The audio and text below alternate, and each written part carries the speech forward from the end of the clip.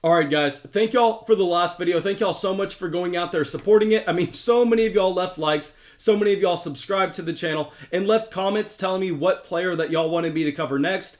And really, the player that y'all wanted was James Robinson. And I'm not going to lie, this is not someone that I wanted to talk about, just because I'm really confused with how we are going to evaluate him going forward. If you look at his profile coming into the NFL, if you look at what he has done so far at the NFL level, I mean, just a night and day difference. Really hard to really try to pin down who this running back is. So before I really get down to the details, let me know what you are doing with James Robinson in your Dynasty Fantasy Football League. Please go down right now before you watch any more of the video. Pause the video, leave a comment. Let me know if you are buying or selling James Robinson, and also give me a short explanation on why you are doing so. Okay, now let's get into this video. Let's talk about who James Robinson was coming into the NFL. Yes, he was 22 years old whenever he went to the NFL draft. He actually went undrafted, and this was a running back that was really off of our radar entirely coming into the NFL draft. He had a ton of production in college, but at his pro day, he was really not able to jump off the page in terms of his overall athletic measurables. And y'all know at the wide receiver position, honestly, I really don't care how fast the player is. I don't really care how quick they are in their three cone. What I am looking for is I am looking for their college production. At the running back position, it's almost the entire opposite strategy for me. We are looking at the players who have the athleticism. We are looking at the players who have the size. And James Robinson, he did not have the athletic profile. He really just had the size and the college production. But I think what we overlooked is the fact that he had that size and his pass catching ability. And that combination is truly a rare thing to come by at the NFL level. And he also lands in a situation in Jacksonville where after trading Leonard Fournette, really this depth chart is completely open. For whatever reason, I just wanted to convince myself that Raquel Armstead was going to be the back to own. I have no idea why I wanted to pretend that I was so confident in that. I mean, just completely an oversight by me. Really, I only had James Robinson in one league off the waiver wire, and I completely ignored him in every other spot. Really, it looks like it's just detrimental for me so far in 2020, because so far he has been a league-winning running back. Let's kind of dive into what he was actually able to accomplish in the first half of the 2020 NFL season.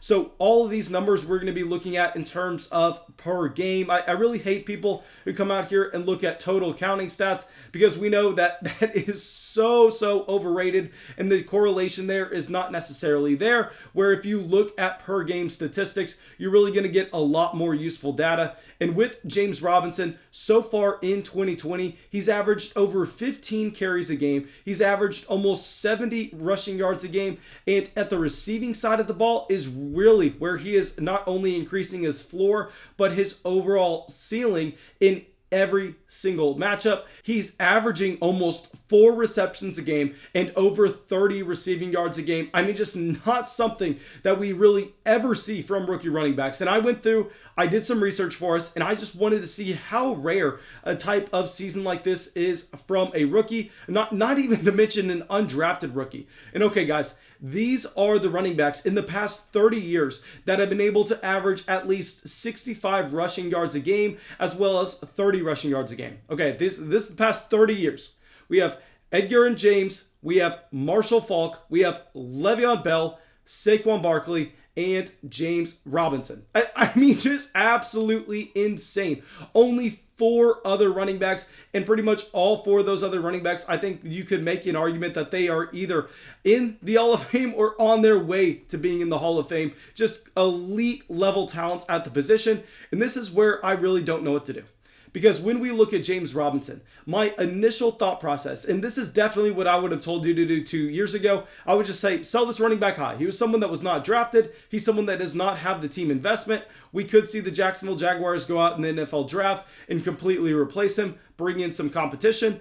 But then we really sit there and we really think about it, and we look at James Robinson in this elite group of running backs. We say, even if they go out there and they invest in a running back in the 3rd round of this year's draft, I mean, what are their chances of going out and beating out a James Robinson? Yes, they could get some usage in the offense, but right now, James Robinson is providing this production in an offense that really cannot move the ball down the field. So also, what happens if 2021 they have a much better option over Gardner Minshew? Then I think we could be looking at a situation where just the overall offense is going to be so much more productive that it could raise the floor on a James Robinson. It could raise the ceiling for him to be a top 5 running back in fantasy football. I truly think that that is in the range of outcomes.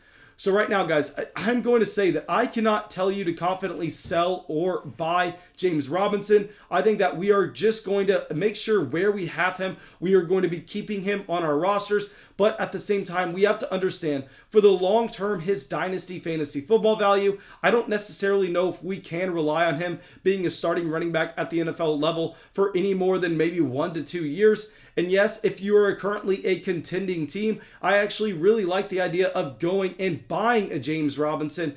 But currently right now, it's so hard to say in a vacuum. I think we're just going to have him as a hold. But please, guys, go down to the comments. Let me know what you think. Let me know what you are doing with James Robinson, because maybe I just completely missed something that needed to be discussed in this video. And let me know. Let other people that are going down there to the comments know what your thoughts are. And also, please, while you're down there in the comments, let me know what player you want me to be covering next. I'm going to continue to talk about this rookie class because, guys, this rookie class looks to be elite, and I want to spend as much time here as I possibly can.